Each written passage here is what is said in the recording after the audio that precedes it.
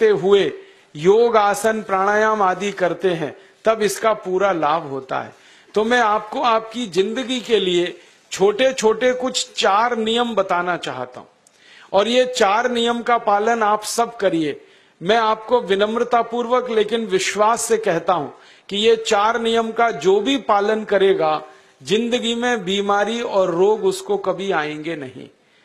परम पूजनीय स्वामी रामदेव जी खुद 40-45 साल से इन 4 नियमों का पालन करते हैं।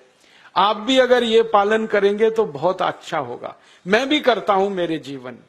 मैं पिछले 15 वर्षों से योग प्राणायाम करता हूं, उसके साथ कुछ नियम मैंने बनाए हैं, वो नियम का पालन करता हूं, और वही नियम आपको बताना चाहता हूं। स्वामी जी पालन करते हैं, मैं करता हूं, हमारे लाखों योग शिक्षक करते हैं, और इन नियमों का पालन करने से हमको इतना लाभ हुआ है कि कभी बीमारी आती नहीं। 15 साल से मैंने हर बार मेरा बीपी चेक किया, नॉर्मल है, शुगर नॉर्मल है, ट्राइग्लिसराइड्स नॉर्मल है, कोलेस्ट्रॉल नॉर्मल है। पिछले 15 साल में कभी सर्दी जुकाम भी नहीं हुआ, गला भी नहीं बैठा, कभी हॉस्पिटल नहीं देखा, कभी डॉक्टर के पास नहीं गए, क्योंकि जरूरत नहीं पड़ी। और वो जरूरत नहीं पड़ी क्योंकि हम निरोगी हैं, स्वस्थ हैं। ये निरोगी और स्वस्थ होने के लिए आयुर्वेद की एक छोटी सी जानकारी आपसे मैं शेयर करना चाहता हूं। आयुर्वेद में ये कहा गया है कि किसी भी व्यक्ति को निरोगी होना है, रोग मुक्त होना है, तो अपने जीवन में 3 बातों का ध्यान रखे। अपना वात, पित्त और कफ, तीनों का संतुलन रखे। वो 3 तरह के दोष हैं हमारे शरीर में, वात, पित्त, कफ। आपने सुना होगा ये त्रिदोष आधारित शरीर है। जब वात बहुत बिगड़ जाता है तो 80 से ज्यादा रोग आते हैं। जब पित्त बहुत बिगड़ जाता है तो लगभग 46 से 50 रोग आते हैं, और जब कफ बिगड़ जाता है तो 28 रोग आते हैं, और वात, पित्त, कफ तीनों बिगड़ जाएं तो 148 रोग आते हैं। सर्दी, खांसी, जुकाम से लेकर और कैंसर तक जो आखिरी रोग माना जाता है, ये सब वात, पित्त, कफ के बिगड़ने का खेल है।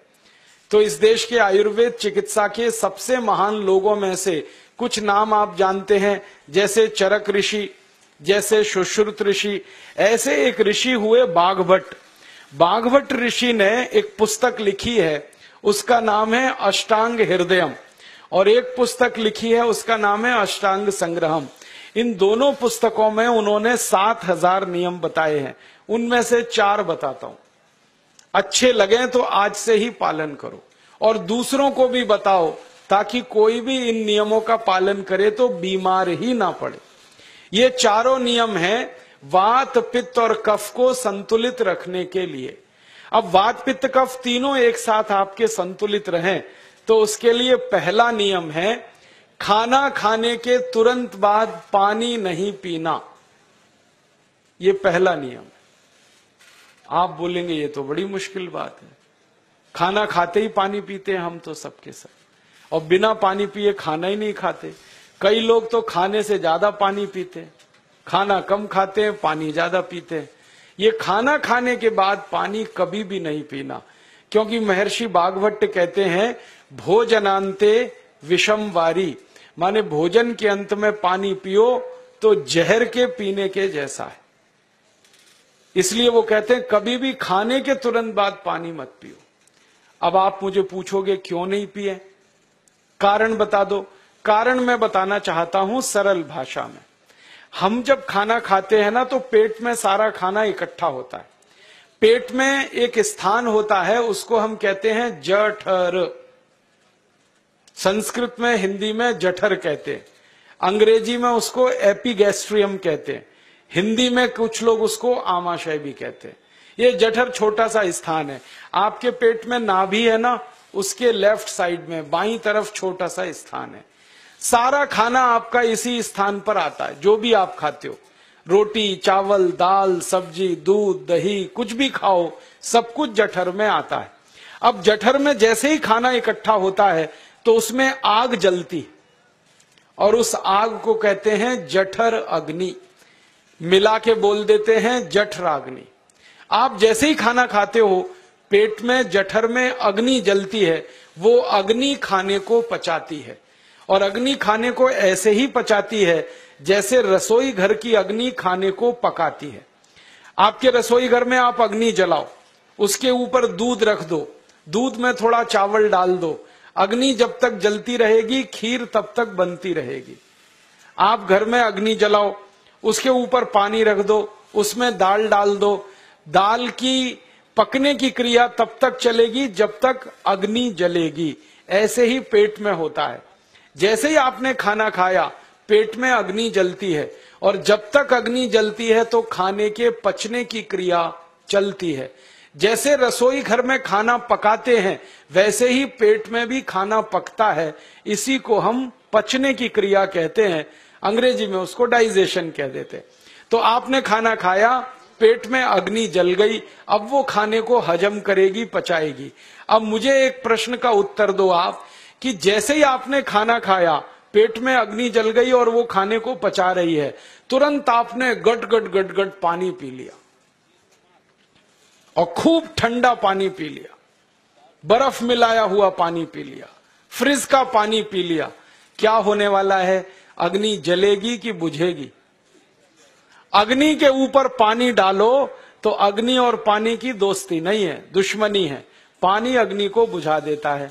तो आपने खाना खाया, अग्नि जली, पीछे से गटगट पानी पी लिया, अब अग्नि शांत हो गई, अब खाना पचेगा नहीं, तो वो पेट में पड़ा पड़ा सड़ेगा, और सड़ा हुआ खाना 100 से ज्यादा विष पैदा करेगा, और वो 100 विष आपकी जिंदगी को नरक बना देंगे और जिंदगी भर आप बीमार पड़े रहेंगे। आपको मालूम है, कई लोग कहते हैं मुझे पेट में बहुत गैस बनती है। ये गैस उन्हीं को बनती है जिनका खाना हजम नहीं होता। कोई लोग कहते हैं कि मुझे पेट में जलन होती है, ये जलन उन्हीं को होती है जिनका खाना पचता नहीं। कोई कहते हैं कि मेरे पेट में एकदम गुम हो जाता है, फूल जाता है, ये सब वो लक्षण हैं जब खाना पचता नहीं। तो खाना पचेगा नहीं तो सड़ेगा, सड़ेगा तो विष पैदा करेगा, और वो विष आपको बीमार करेंगे। इसलिए महर्षि भागवत ने कहा, खाना खाते ही पानी मत पियो। समझ में आया? फिर आप बोलोगे कितनी देर तक नहीं पिए? कम से कम 1 घंटे तक। 1 घंटे बाद पानी पियो। आप बोलोगे जी 1 घंटा क्यों? ये जो अग्नि जलने की क्रिया है ये लगभग 1 घंटे तक ही चलती है पेट में, उसके बाद अग्नि अपने आप शांत हो जाती है, उसके बाद पानी पी लो। तो खाना अगर 10 बजे खाया तो 11 बजे पानी पियो, 11 बजे खाया तो 12 बजे पियो, 12 बजे खाया तो 1 बजे पियो, 1 घंटे बाद पानी पियो। अब आपके मन में यह सवाल आ सकता है कि खाना खाने के पहले पी लें क्या? हाँ पी लो, 40 मिनट पहले पेट भर के पानी पी लो। 10 बजे खाना खाना है, 9:20 पे खूब पानी पी लो, जितना पी सकते हो। 11 बजे खाना खाना है, 10:20 पे पी लो, खूब पानी पी लो, 40 मिनट पहले। आप और एक सवाल पूछ सकते हो कि अच्छा ठीक है, खाने के बाद पानी तो नहीं पिएंगे, कुछ और पी सकते हैं क्या पानी को छोड़कर?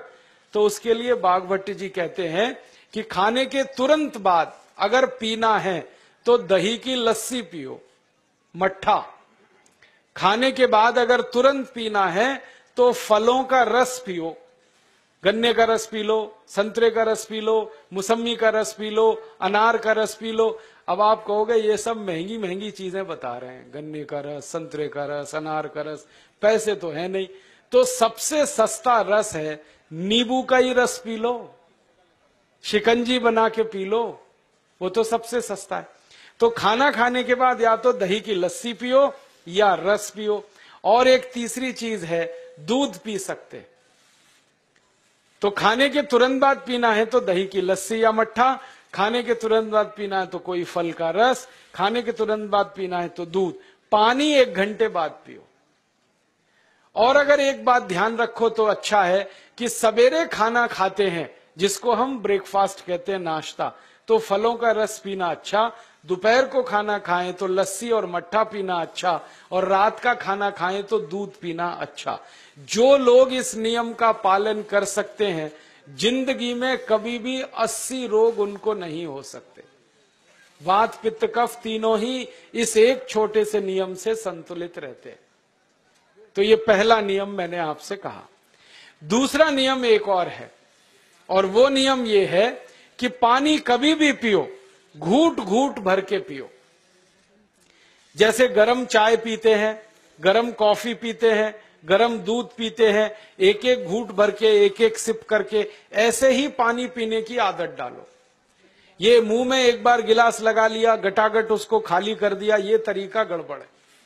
एक घूट पानी, दो घूट पानी एक बार में उतना ही पियो। आप बोलोगे ये क्या चक्कर है? बात ऐसी है कि एक एक घूट पानी जब हम पीते हैं तो मुंह की लार पानी के साथ मिलकर पेट में अंदर जाती है, और ये जो मुंह की लार होती है ये क्षारीय होती है, और पेट में हमेशा अम्ल बनता रहता है। तो एक घूट पानी पिया, मुंह की लार इसके साथ अंदर गई, दो घूट पिया और ज्यादा गई, बार बार लार अंदर जाएगी तो क्षार पदार्थ पेट के अम्ल के साथ मिलेगा। पेट में अम्ल बनता है, मुंह में लार क्षारीय होती है। तो ये क्षार को अम्ल में मिला दिया जाए और ये अच्छे तरीके से मिलकर पेट में जाए तो कभी भी कोई व्यक्ति के पेट को अम्लता नहीं होती, एसिडिटी नहीं होती। और पेट में अम्लता नहीं होती तो रक्त में अम्लता नहीं होती, और जिनके रक्त में अम्लता नहीं होती उनकी जिंदगी में कभी भी वात पित्त कफ के असंतुलन की स्थिति पैदा नहीं होती। इसलिए पानी घूट घूट करके पीना।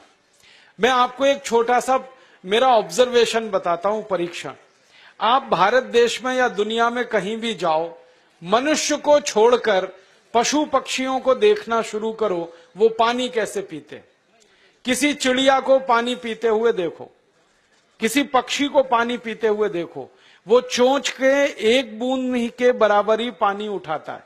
एक बार में एक बूंद पानी लेगा, फिर थोड़ी देर चोंच चलाएगा, फिर पिएगा, फिर दूसरी बूंद लेगा, फिर चोंच चलाएगा, फिर पिएगा, फिर तीसरी बूंद। एक एक बूंद पक्षी पानी पीता है। कुत्ते को पानी पीते हुए देखो, चाट चाट के पानी पीता है। शेर को पानी पीते हुए देखो, चाट चाट के पानी पीता है। जितने जानवर चाट कर पानी पीते हैं, जितने पक्षी एक एक घूंट पानी पीते हैं, किसी भी पक्षी और किसी भी जानवर को डायबिटीज नहीं है, किसी को अर्थराइटिस नहीं है, कोई पक्षी ओवरवेट नहीं है, कोई पशु ओवरवेट नहीं है। वो सब स्लिम और ट्रिम हैं, क्योंकि वो इतने होशियार हैं कि पानी चाट के पीते हैं या घूट घूट करके पीते। अब मुझे ये हैरानी होती है कि ये पशु पक्षियों को कौन सिखाता है? वो अपने जन्म से ये ज्ञान सीख के आते। उनका कोई गुरु नहीं है, उनका कोई विद्यालय नहीं है, उनके कोई प्रशिक्षण शिविर नहीं लगते, फिर भी उनको इतनी अकल है कि पानी घूट घूट पीना। और हम ये मनुष्य जिनके इतने गुरु, इतने विद्यालय, इतने कॉलेज, सीखने वाले, सिखाने वाले, और हम मूर्खों के मूर्ख गटागट गटागट पानी पीते रहते हैं। तो पानी पीने का तरीका बदल दो, घूट घूट भर के पानी पियो। ये दूसरा नियम है। तीसरा नियम है कि जिंदगी में कितनी भी प्यास लगे, ठंडा पानी कभी मत पियो। बर्फ डाला हुआ पानी, फ्रिज में रखा हुआ पानी, वाटर कूलर का पानी जिसका तापमान बहुत कम है, ये कभी मत पीना। क्यों? क्योंकि शरीर आपका गर्म है और पानी ठंडा है। अब होता क्या है वो मैं समझाता हूं सरल भाषा में। पेट तो गर्म है, अब इसमें ठंडा पानी डाल दिया आपने तो अंदर झगड़ा होता है। और झगड़ा क्या होता है?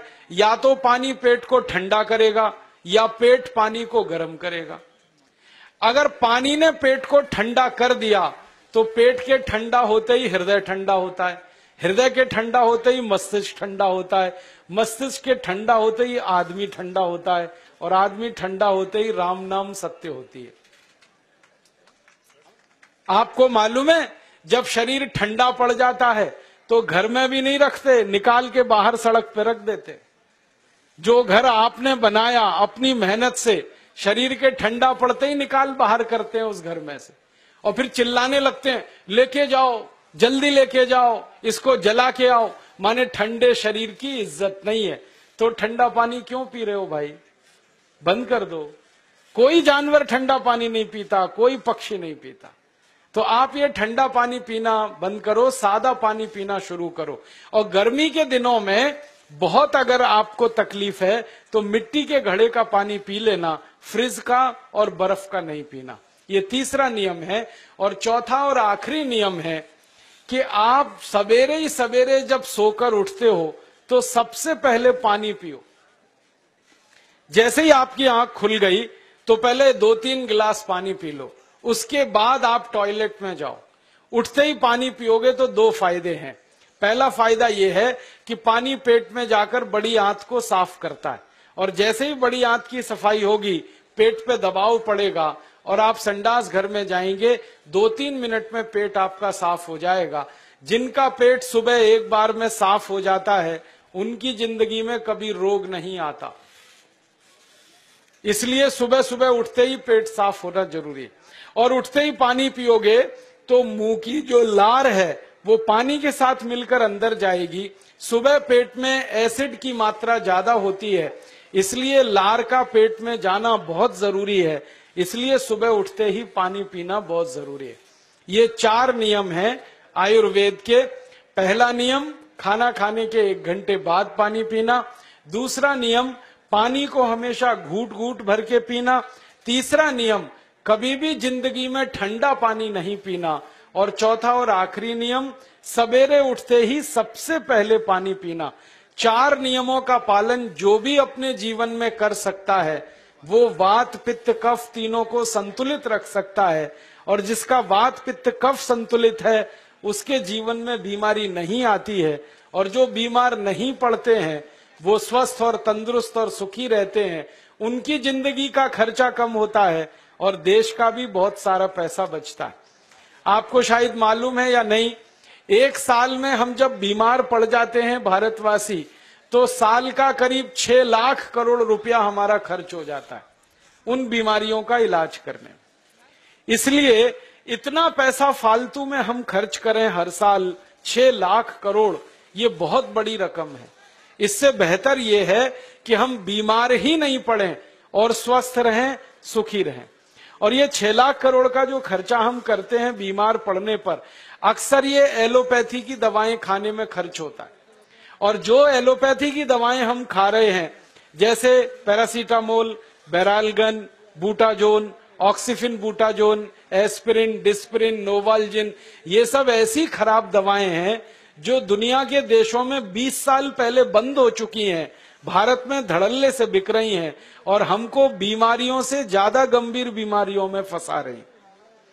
ज्यादातर दवाएं जो आप खाते हो वो किडनी खराब कर देती हैं, लीवर खराब कर देती हैं, आंतों में घाव कर देती हैं, विकलांगता आ जाती है, पैरालिसिस हो जाता है, ब्रेन हेमरेज हो जाता है, हार्ट अटैक आ जाता है। दुनिया में लगभग इस समय 84,000 दवाएं बिकती हैं और आपको सुनकर हैरानी होगी, उनमें से मात्र 117 दवाएं हैं जो काम की हैं, बाकी सब बेकार की दवाएं हैं। उन बेकार की दवाओं को खाकर हम 6 लाख करोड़ खर्च करते हैं। ये बहुत दुख और अफसोस की बात है। और ये 6 लाख करोड़ का खर्चा समाज के वो लोग करते हैं जिनको जिंदगी में हर समय अपना आर्थिक स्थिति को देख के चलना पड़ता है, जिनकी आमदनी बहुत नहीं है, जिनके घर में आमदनी के बहुत ज्यादा साधन नहीं है, उनको ये पैसा खर्च करना पड़ता है।